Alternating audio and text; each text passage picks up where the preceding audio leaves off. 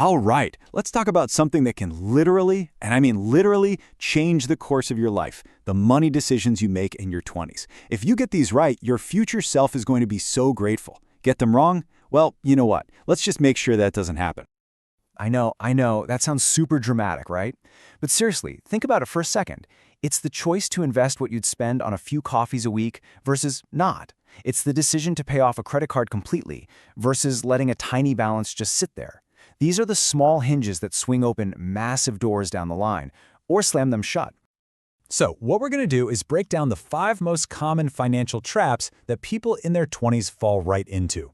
But hey, we're not just here to point out the problems. For every single one, we're going to give you a super simple, easy fix you can start using today, like right now.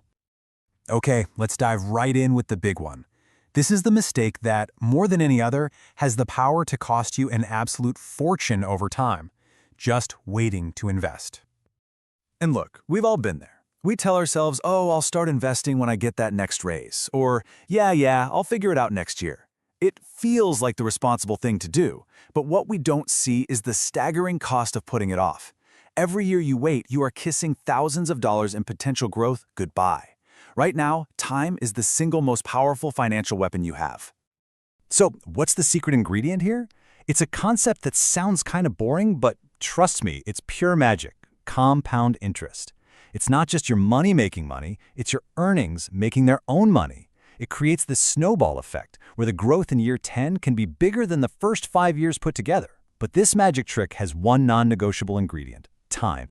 And you know what the best part is? You don't need to be rich to start this. Forget needing thousands of dollars. We are talking about $10 a week. That's it. That is less than most people spend on coffee. It's not about the amount. It's about building the habit, flexing that muscle. Okay, so here's the playbook. It's super simple. You start tiny. You pick a really simple, low-risk thing like an index fund, which is basically just a basket of stocks, so you're not putting all your eggs in one basket. And then, and this is the most important part, you automate it.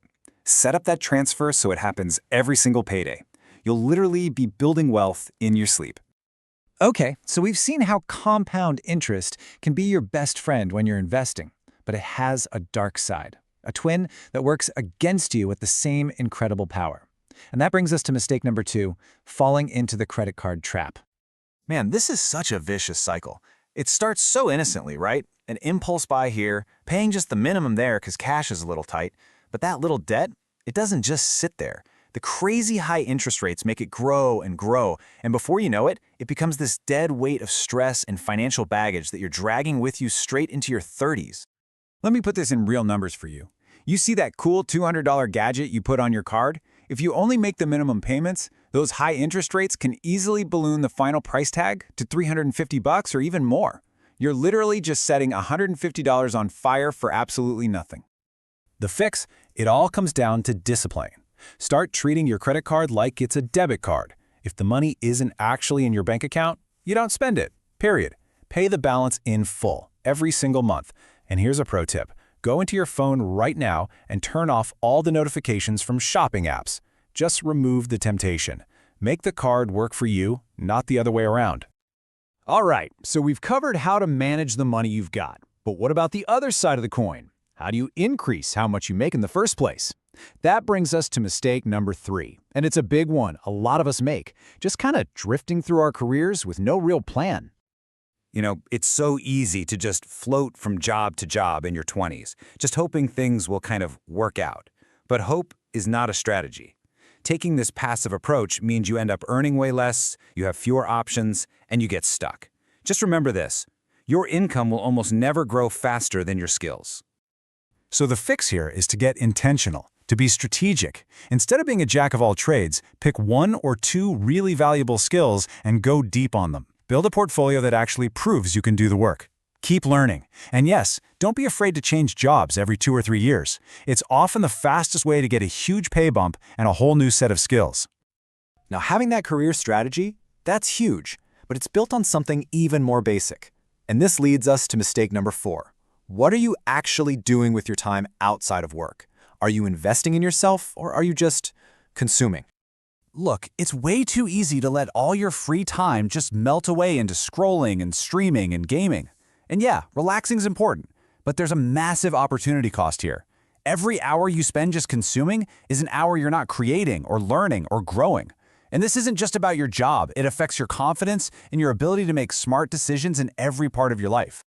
This is such a powerful idea. Remember that compound interest thing we talked about with money? Well, guess what? The exact same principle applies to you as a person. Every book you read, every new skill you practice, every interesting conversation you have, it all compounds. The growth isn't a straight line, it's exponential. So what does investing in yourself actually look like? Well, it's real stuff. It's buying the book instead of another takeout meal. It's finding a mentor who's 10 years ahead of where you want to be. It's mastering the tools that make you a rock star at work. And it's working on those crucial skills like clear communication that will pay you back for the rest of your life. Okay, let's bring this all home with our final point. You can be investing, earning more, and growing as a person. But if you're flying totally blind with your daily spending, the whole thing can fall apart. That brings us to our fifth and final mistake, not having a budget.